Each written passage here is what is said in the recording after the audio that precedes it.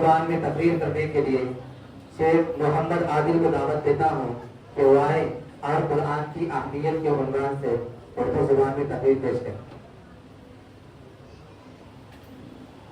الحمدللہ رب العالمین۔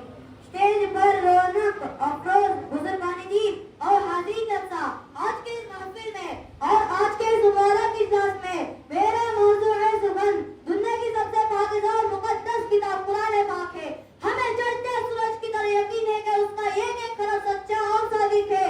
وہ قرآن پاک جس کی زبان مقدس، بیان مقدس، عہدہ مزاحدہ براوت کا ٹھاٹھے مات سمندر ہے، جس کے متعلق ارشاد ربانی ہے۔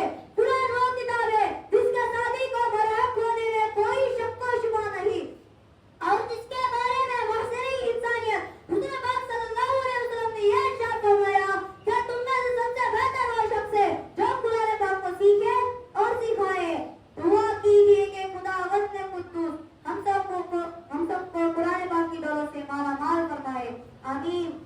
نوجوان دوستو، قرآن پاک رب ذوالجلال کی طرف سے عطا کردہ وہ حسین تحفہ ہے کہ جس نے 23 برس کی قلیل مدت میں پورے عالم میں وہ انقلاب برپا کر کے بڑے سے بڑے فصحاء، بلغاء، ادباء اور شعراء حیران و ششدر رہ گئے، جس کے ادب و سن کر خود دل گم ہو گئے۔ دوستو، یہی وہ قرآن ہے جو رہتے دنیا تک کے انسانوں کے لیے صرف ہدایت اور رحمت ہے۔ یہی وہ قرآن ہے جس نے رسول کی رسالت کو اعزاز بخشا۔ یہی وہ قرآن ہے جس کے برکت سے جنات اور شیاطین کا آسمانوں پر جانا بند ہوا۔ یہی وہ قرآن ہے جس کے برکت سے عزت اور رفعت کی شانیاں نکل گئے۔ یہی وہ قرآن ہے جس کے برکت سے محبوب حقیقی رضا نصیب ہوتی ہے۔ اللہ تعالیٰ ہم سب کو قرآن پاک کو سیکھنے اور سکھانے کی توفیق عطا فرمائے۔